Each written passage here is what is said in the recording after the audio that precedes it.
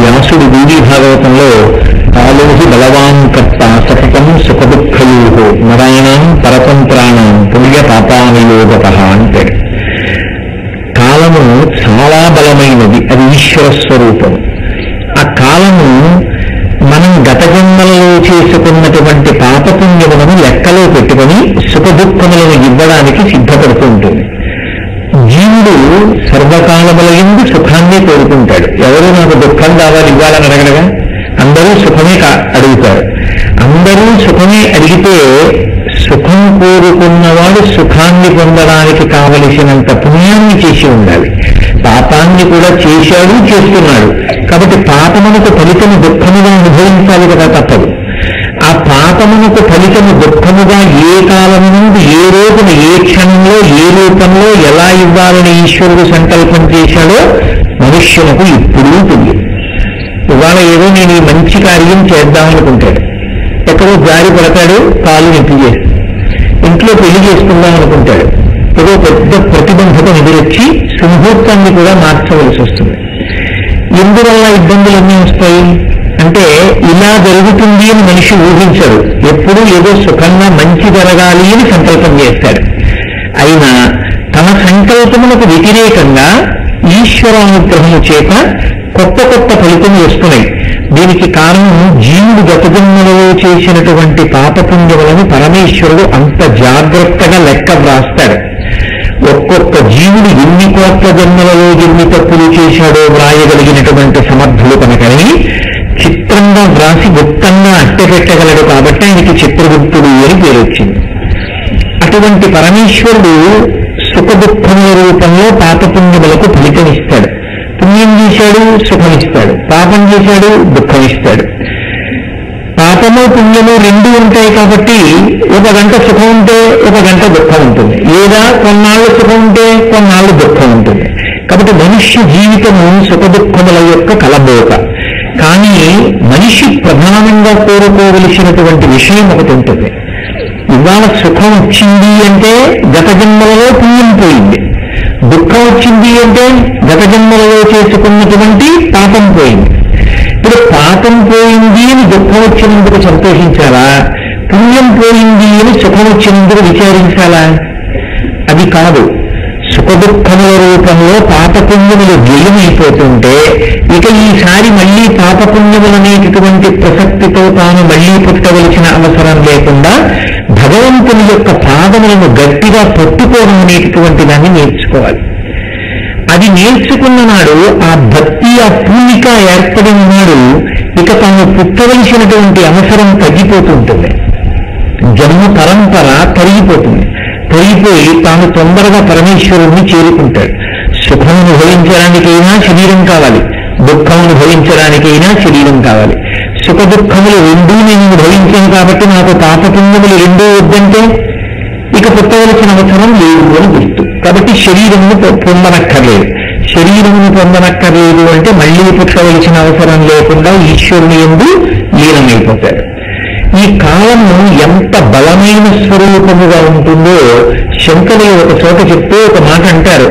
ఆయుర్నశ్యతి పశ్యతాం ప్రతిదినం యాతిక్షయం యవ్వనం ప్రత్యాయాంతిగతా పునర్న దివసా కాలో జగద్దక్షక లక్ష్మీస్తూయతరంగ భంగకలా విద్యుచ్చలం జీవితం తస్మాన్ మాం శరణాగతిం కరుణయా త్వం రక్ష రక్షాభున అంటారు.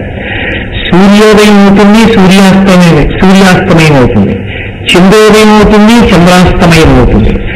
మనం అమ్మయ్య ఇవాళ రోజు గడిచిపోయింది, రేపటి రోజు వచ్చింది ఇలా అనుకుంటూ ఉంటాం. కానీ సూర్యోదయ సూర్యాస్తమయాల రూపంలో ఈశ్వరుడు మన ఆయుర్దాయాన్ని గ్రసించేస్తుంటాడు, మింగేస్తుంటాడు. ఏదో ఇన్ని సంవత్సరములు బ్రతకాలి అని ఉంటుంది. అందులో ఇవాళ రోజు ఉదయం వెళ్ళిపోయింది, మధ్యాహ్నం వెళ్ళిపోయింది, సాయంకాలం వెళ్ళిపోయింది అంటే అక్కడికి జీవితకాలము పెరిగిపోయిందా లేదా?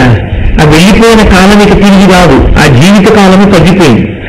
మనం లక్ష్మీస్తోయతరంగ భంగకలా విద్యుచ్చలము జీవితం.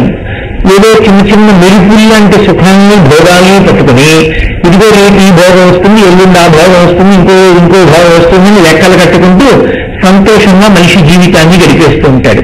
ఇది ప్రమాదకరమైన పోకడా అంటారు శంకరాచార్యులు వారు. ఆయన దానికి పరిష్కారం చెప్పు ఒక అద్భుతమైనటువంటి శ్లోకాన్ని ఒకదాన్ని ఇచ్చారు. అందులో సౌందర్యలహరిలో అమ్మవారిని ఆయన అంటారు, అహస్సూతే సవ్యం తవనయనమర్కాత్మకతయా ప్రియాయాం వామంతే సృజతి రజనీ నాయకతయా తృతీయాతే దృష్టి దరదలిత హేమాంబుజరుచి సమాధత్తే సంధ్యాం దివసి విషయో అంతరశరీం అంటారు.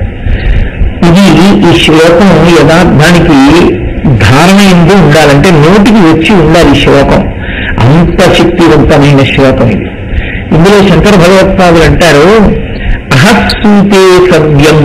అమ్మా, నీకు 3 కన్నులు ఉన్నాయి.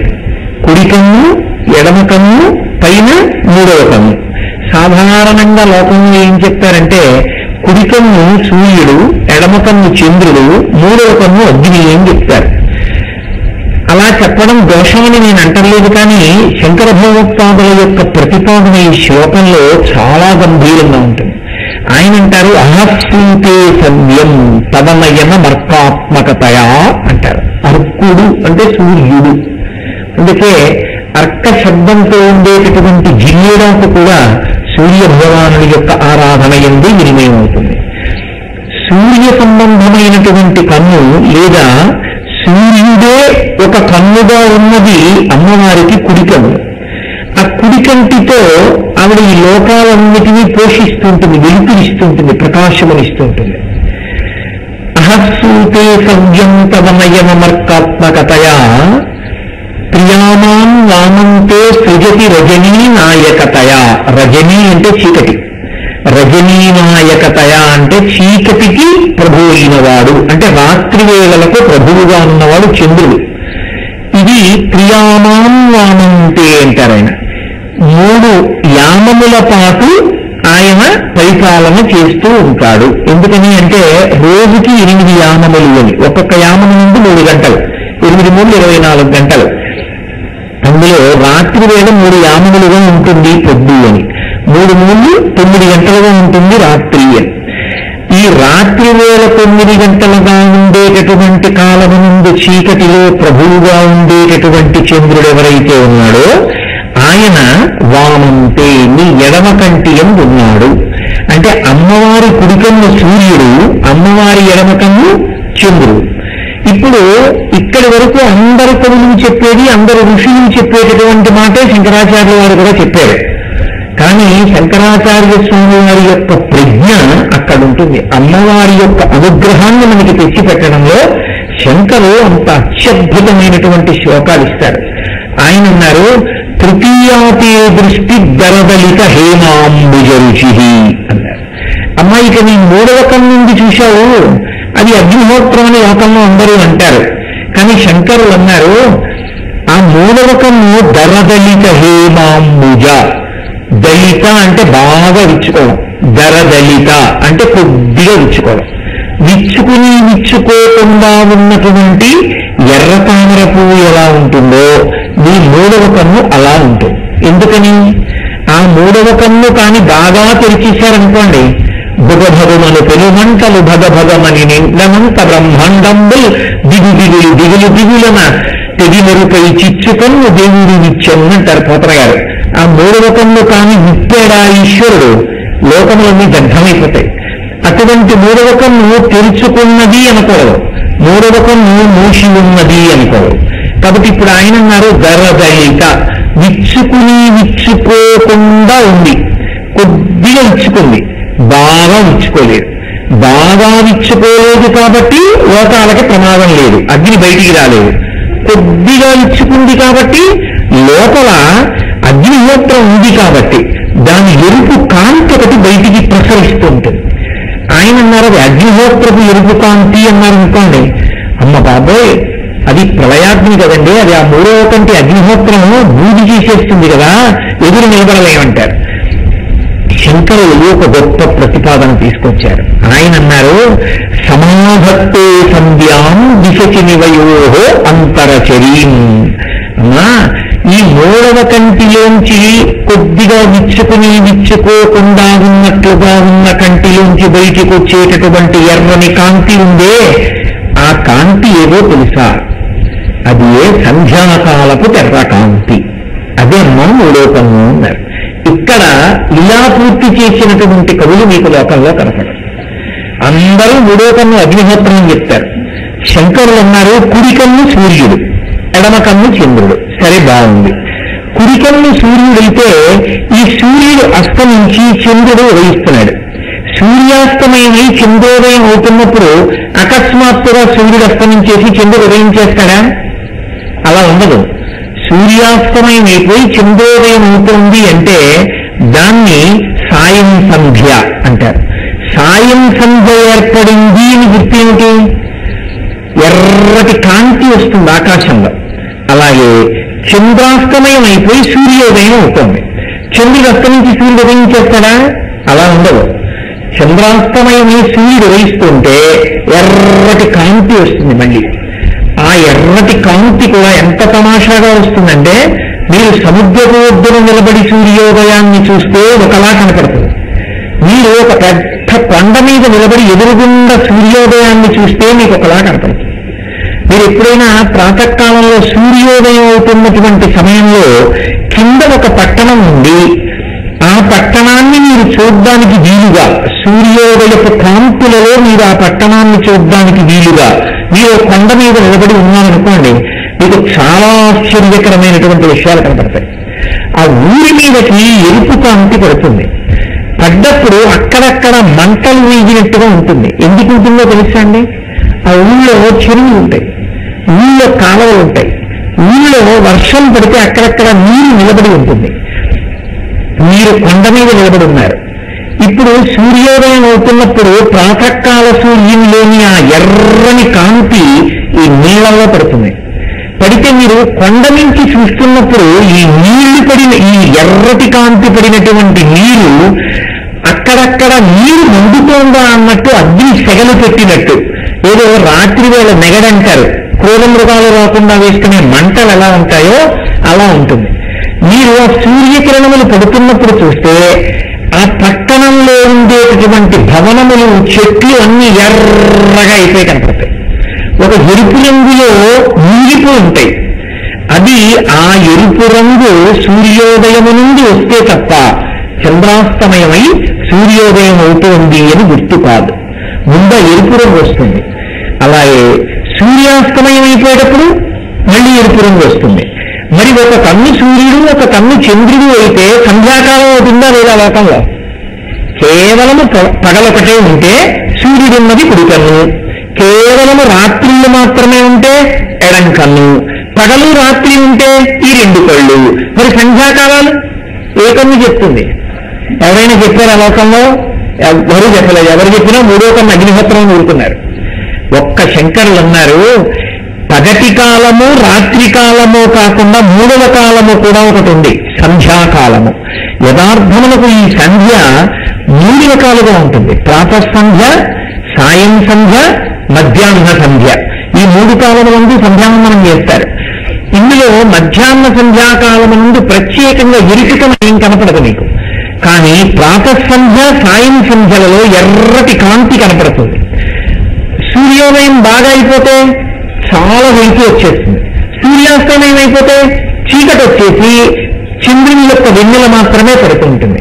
ఇప్పుడు మరి సంధ్యాకాలాన్ని విడిచిపెడితే ఏ కంటి చేత సంధ్యాకాలాన్ని చెప్పాలి? అందుకని శంకరులు అన్నారు, అమ్మా తృతీయాతే దృష్టిద్దర దళిత హేమాంబుజరుచి. ఎర్ర తామర పువ్వు బాగా విచ్చుకుందనుకోండి, అప్పుడు అమ్మవారి కన్నుని బాగా విచ్చుకున్నటువంటి ఎర్ర తామర పువ్వుతో పోలిస్తే లోకాలు కాలిపోతాయి. ముడుచుకుపోయి ఇంకా విచ్చుకోని ఎర్ర తామర పువ్వుతో పోలిస్తే అందులోంచి ఎర్రకాంతి పైకి రాదు. కాబట్టి సంధ్యాకాలాన్ని చెప్పడం కుదరదు. మంట పైకి రాకుండా కేవలం ఎరుపు కాంతి ఒక్కటి మాత్రమే పైకి రావాలంటే ఆ తామర పువ్వు పూర్తిగా విచ్చుకోకూడదు, పూర్తిగా మొద్దగా ముడుచుకుని పోయి ఉండకూడదు. కొద్దిగా విచ్చుకోకుండా ఉండాలి. అప్పుడు మీరు ఇలా పట్టుకు చూశారనుకోండి, లోపల ఎర్రటి కాంతి కనపడుతుంటుంది తప్ప పువ్వు బాగా విచ్చుకోలేదు. విచ్చుకోని ఎర్రతామర పువ్వు ఎలా ఉంటుందో నీ మూడో కన్ను అలా ఉంటుంది. అందులోంచి వచ్చే కాంతియే సంధ్యాకాలం. పూర్వ సంధ్య, ఉత్తర సంధ్య రెండు ఈ మూడవ కంటి యొక్క కాంతులు. ఇప్పుడు మీరు ఈ శ్లోకాన్ని చదువుతున్నారనుకోండి, ఇది ఇలా చదివితే ఈ ఫలితం వస్తుంది అని శంకరాచార్యులు గారు ఎక్కడా చెప్పలేదు. ఈ శ్లోకాన్ని ఇందుకు చదువుకోండి అని ఆయన అనలేదు. ఎప్పుడైనా మీరు బాగా గుర్తుపెట్టుకోండి, శంకరాచార్యుల వారు అలా చెప్పలేదు అంటే అందులో ఏదో చాలా సమధికమైనటువంటి ఫలితం ఉన్నది అని గుర్తు. ఆయన చెప్పలేదు అంటే చెప్పడమిక సాధ్యం కాదు అన్నారని గుర్తు. చెప్పకపోవడం వేరు, చెప్పడం కుదరదు అని చెప్పడం వేరు కదా. నేను చెప్పనండి అన్నాను అనుకోండి, దాన్ని నేను ప్రస్తావించనండి. అయ్య బాబో అది నేను అసలు చెప్పలేనండి అన్నాను అనుకోండి, నా శక్తి చాలదు కదా. శంకరాచార్యులు వారు వదిలించారు అంటే శంకరులు చెప్పలేదని కాదు, నేను చెప్పలేను. శంకరులే చెప్పలేదంటే అది ఎంత ఫలితమై ఉండాలి? ఏమిటిందో ఫలితం ఆ శ్లోకంలో మీరు జాగ్రత్తగా చూడండి. మీకు కాలమునందు ఆపద వచ్చుట అన్నది ఎప్పుడు రావాలి? కాలమున్నప్పుడే రావాలి. కాలం ఏ రూపంలో ఉంటుంది? పగటిగా ఉంటుంది, రాత్రిగా ఉంటుంది, సంధ్యగా ఉంటుంది. అంతేగా? ఈ మూడు కాకుండా ఇంకోలా ఉండడం అవకాశం ఉంటుందా? ఇంకొకలా ఉండదు. కాలం ఉంటే పగలు, లేకుంటే చీకటి, లేకపోతే సంధ్య, ఈ మూడు. ఇప్పుడు మీరు అమ్మవారి కన్నుల వంక చూసి ఈ శ్లోకంతో నమస్కారం చేశారనుకోండి ప్రతిరోజు, ఇప్పుడు ఏమవుతుంది? ఆమె కన్నుల యొక్క అనుగ్రహ కాంతుల యందు మీకు పగటి వేళ, రాత్రి వేళ, సంధ్యావేళ కూడా ఆమె అనుగ్రహం ఉంటుంది. ఇప్పుడు మీకు ఆపద ఎప్పుడు ఇవ్వాలి ఈశ్వరుడు? ఇప్పుడు మీరు చేసినటువంటి పాపం ఒకటి ఉంది, దానికి దుఃఖం ఇద్దామనుకున్నాడు, ఏదో పెద్ద ఆపద రావాలి, ఎప్పుడు ఇవ్వాలి మరి దాన్ని?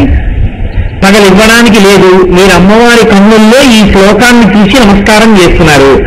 రాత్రి ఇవ్వడానికి లేదు, ఎడం కన్నుకు నమస్కారం. సంధ్యాకాలంలో ఇవ్వడానికి లేదు, ఎందుకంటే మూడవ కంటి యొక్క బాగా విచ్చుకోనటువంటి కంటి కాంతుల యందు సంధ్యాకాలాన్ని చూసి నమస్కారం చేస్తున్నారు. ఇప్పుడు ఎప్పుడు ఇవ్వాలి మీకు? ఇవ్వలేక ఏం చేయాలంటే ఎంత పెద్ద ఫలితాన్ని ఇవ్వాలో అంత పెద్ద ఫలితాన్ని ఇవ్వకుండా పాపాన్ని తీసేయడానికి ఇప్పుడు మీరు భక్తితో నిలబడ్డారు కాబట్టి చాలా చిన్ని దుఃఖాన్ని మాత్రమే ఇచ్చి విడిచిపెట్టాలి. ఇప్పుడు భక్తి చేత మీరేమంటారు? పరమేశ్వరానుగ్రహం రా, ఇంత చిన్న దాంతో పోయిందంటే ఈశ్వరుడు ఉన్నాడు, అందుకే ఇలా రక్షింపబడ్డాను అంటారు. అవునా కదా? అలా రక్షింపబడ్డారు అంటే కేవలముగా అది అమ్మవారి అనుగ్రహము అని గుర్తు. మీరు అలా వెడుతున్నారు, అలా పాము వస్తోంది. పాము రోడ్డు అడ్డంగా దాటుతోంది, మీరు నిలువుగా వెడుతున్నారు. ఒక్క నిమిషం మీరు ముందుకెడితే పాము మీ మీద పడుతుంది. పాము మీ మీద పడడం అంటూ జరిగితే ఏమవుతుంది అని చెప్పడం ఎవరికి సాధ్యం కాదు. మీరు ఒక్క నిమిషం ఎందుకు ఆలస్యం అయ్యారు నడవడం? మీరు ఒక నిమిషం ఆలస్యంగా బయలుదేరడంలో ఆ పాము మీ ముందు నుంచి వెళ్ళింది. ఆ ముందు నుంచి వెళ్ళడం అది మిమ్మల్ని చూసి భయపడి వెళ్ళిపోయింది. ఇప్పుడు మీకు సర్పదర్శనం అయిందా? మీరు భయపడ్డారా? అయ్య బాబాయ్ పాము నన్ను చూడలేదు కదా అన్న బెంగ మీకుందా? అంటే ఆ రోజు ఏ సర్పము చేతనో కాటు వేయబడవలసినటువంటి భయంకరమైన పాపము ఫలితముగా తరుముకుని వచ్చేస్తుంటే మీరు ఆ ఆపద చేత మీరు ఎలా పరామర్శింపబడాలో అలా మీరు ఎక్కడో పరామర్శ చేసి ఎవరి ఆరోగ్యాన్నో విచారణ చేసి వారికి ధైర్యం చెప్పి మీరు వెళ్ళిపోతుండగా మీకు పావు కనపడి మీరు సంతోషంగా నడిచి వెళ్ళారనుకోండి, అమ్మవారు ఆపద తప్పించింది అని గుర్తు. అది సంధ్యాకాలం అవచ్చు, పొద్దున్నే అవచ్చు, ఉదయం అవచ్చు, రాత్రి అవచ్చు, ఎప్పుడైనా కావచ్చు.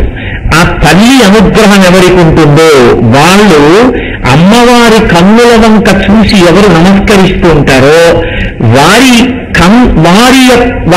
అమ్మవారి కన్నుల కాంతుల అనుగ్రహంలో ఉంటారు. కాబట్టి ఇప్పుడు పగటి వేళ, రాత్రి వేళ, సంధ్యందు ఆపదరాలు. పోతన గారు భాగవతం యొక్క స్కంధంలో మాట అంటారు, జీవుడు బాధపడ్డాడు. ఇప్పుడు ఈ శరీరంలోకి వచ్చే ముందు ఇంకో శరీరంలో ఉన్నాడు కదా, అంతకుముందు ఇంకో శరీరంలో ఉన్నాడు. కొన్ని కోట్ల శరీరములలో బాధలతో కల్లా పెద్ద బాధ ఏంటి? శరీరాన్ని విడిచిపెట్టేసే ముందు ఉండేటటువంటి బాధ. అటువంటి బాధ రాత్రి పొందాడా, పగల పొందాడా, సంధ్యావేళలో పొందాడా? ఎప్పుడైనా పొంది ఉండొచ్చు, ఎప్పుడైనా శరీరం వదిలిపెట్టేసి ఉండొచ్చు. ఎవరికి తెలిసి ఎప్పుడు వదిలిపెట్టాడు? అందుకే ఏరుడు ఎప్పుడెప్పుడు పోరాడింది మొసలితో అని అడిగాడు. అడిగితే అలయక సొలయక వేసక నొలయక కరి మకరితో నుద్దండక రాత్రులు సంధ్యలు దివసంబులు సలిపెన్ పూరొక్క 1000 సంవత్సరములు. 1000 సంవత్సరం అంటే సహస్రం అంటే అనంతం. ఎన్ని సంవత్సరములు, ఎన్ని మాటలు, ఎన్ని కాలముల ఎందు ఒకసారి పగలంతా యుద్ధం చేసి చచ్చిపోయాడు మృత్యుదేవత్వం. ఒకసారి రాత్రంతా యుద్ధం చేసి ఏ తెల్లవారకట్ట 3 గంటలకు వదిలేశాడు. ఒకసారి రాత్రంతా యుద్ధం చేసి సంధ్యాకాలం నుండి తెల్లవారకట్ట వదిలిపెట్టేశాడు. లేకపోతే పగలంతా యుద్ధం చేసి అసలు సంధ్య వేళలో చచ్చిపోయాడు. మొత్తం మీద 3 వేళలా యుద్ధం చేస్తూనే ఉన్నావా? ఈ జన్మలో అమ్మవారి నేత్రముల వంక చూసి నేను తల్లి కన్నుల కాంతులలో ఉన్నాను, నాకు బెంగలేదు, నన్ను మా అమ్మ చూస్తోంది అని అలవాటు చేసుకుని ప్రతిరోజు నువ్వు ఈ శ్లోకంతో అమ్మవారికి నమస్కారం చేయడం అలవాటు నేర్చుకున్నావు. ఇప్పుడు అమ్మవారు తన కన్నులతో నిన్ను చూస్తోంది. 3 కన్నులతో చూస్తే 3 కాలముల యందు రక్షించబడుతుంటావు. ఇప్పుడు నీకు ఆపద వచ్చే అవకాశం ఉందా? లేదు. మరి శరీరం వదిలిపెట్టకుండా ఎలా ఉంటావు? ఎప్పుడప్పుడు వదిలిపెట్టాలిగా.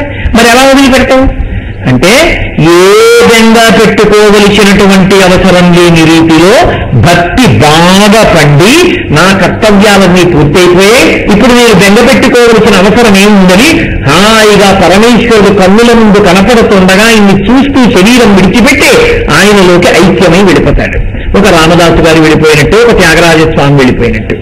ఈ స్థితిని సాధారణంగా పాపపుణ్యములను పోగొట్టుకోవడం, కోర్కెలు తీరడం దగ్గర నుంచి శరీరాన్ని విడిచిపెట్టి అమ్మవారి అనుగ్రహాన్ని పొందడం వరకు ఆమె అనుగ్రహమునందే మనము నిలబడి ఉన్నాము. 2 మీరు చూడండి. మీరు పని చేసుకోవడానికి ఒక కాలం కావాలి. పగటి వేళ పని చేశారు కాబట్టి మీరు అలిసిపోతే నిద్రపోవడానికి ఒక కాలం కావాలి, రాత్రి. పగలు పనిచేసి రాత్రి నిద్రపోతే ఇంక ఈశ్వరుడు ఎప్పుడు ఉపాసన చేస్తారు? సంధ్య. మీరు ఉపాసన పరంగా రండి. పగలు కుక్షుంభరత్వానికి కడుపు కోసం పనిచేయాలి, రాత్రి కడుపు కోసం పనిచేసేందుకు అలిసిపోయి నిద్రపోవాలి. మరి ఇంకా దేవుణ్ణి ఇప్పుడు అర్చించాలి. బ్రాహ్మీ ముహూర్తం నుండి సంధ్యాకాలంలో ఈశ్వరుని అర్చించాలి. ఈ 3 కాలములు ఎవరి నుండి వస్తున్నాయి? అమ్మవారి దగ్గర నుంచే వస్తున్నాయి, ఆవిడ కళ్ళలోంచే వస్తున్నాయి.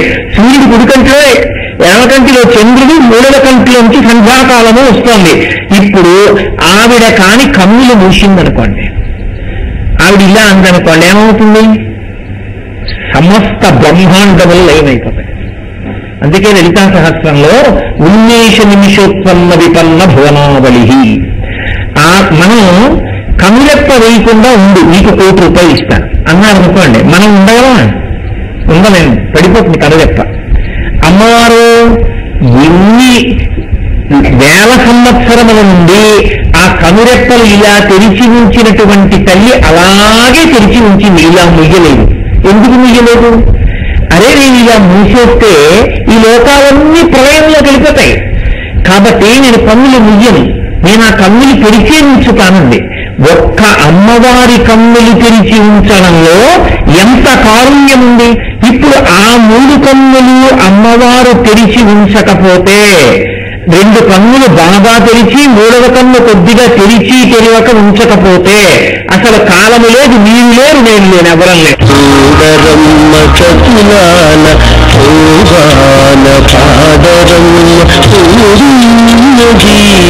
పతి చూడి చుదుతనాంచాలి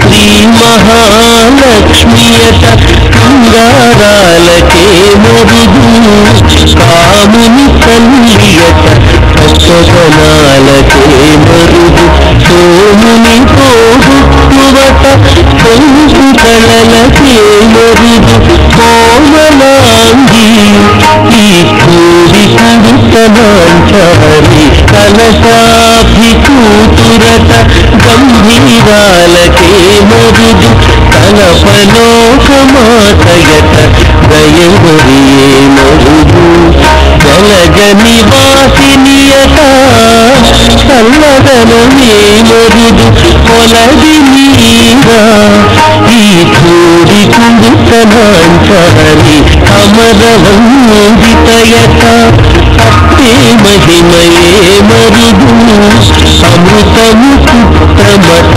ఆనందాలకే మరుదు కవితో శ్రీ వెంకటేశు కాని వచ్చి పెళ్ళాడే కొమెరు వయస్సు ఈ పూరి కుడితనాచారి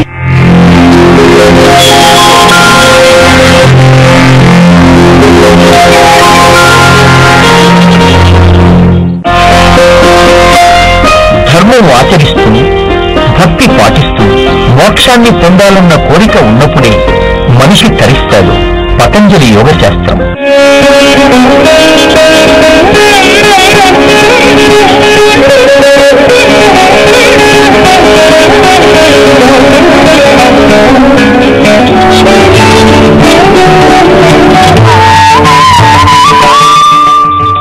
దిగ్గస్థిభిః కనకకుంభముఖా సృష్ట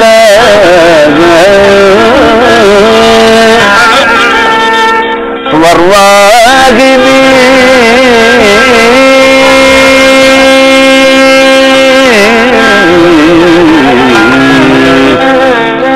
స్వర్వాహిని విమలచారు జలపుతాంగి ప్రాతర్నమామి జగతాం జననీ వశేషలోకాసనాభద్రిణీ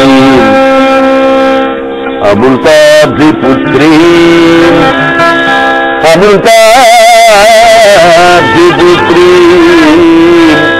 అమృతాభిపుత్రీ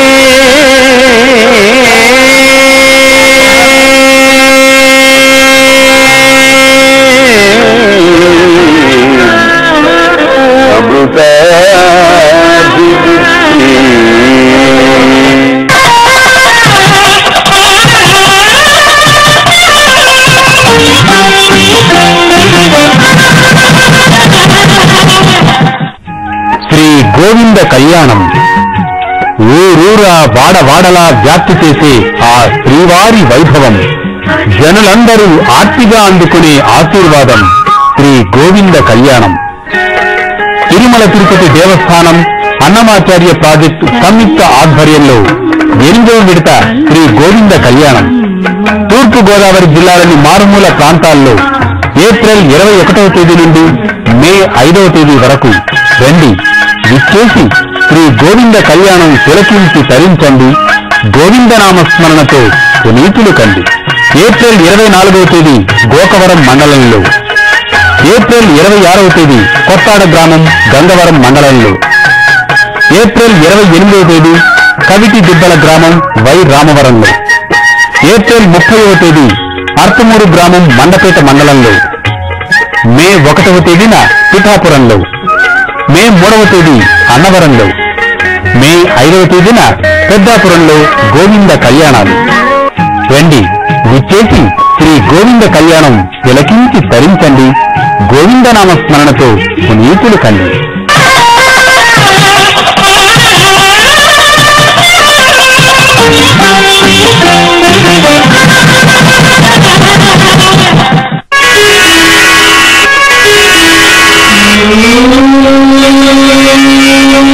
వెంకటాద్రి సమం స్థానం బ్రహ్మాండే నాస్తి కించన వెంకటేశ సమో దేవో న భూతో న భవిష్యతి. కళ్యాణం కమనీయం మీకు సమర్పిస్తున్న వారు అజంతా సుగంధ సుపారి, సహసమర్పిస్తున్న వారు కుమరం సిల్క్స్ పనగల్ పార్క్ చెన్నై.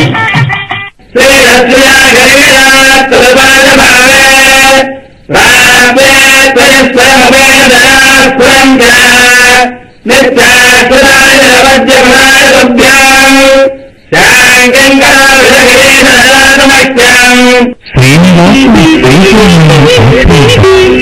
సకల శుభాలను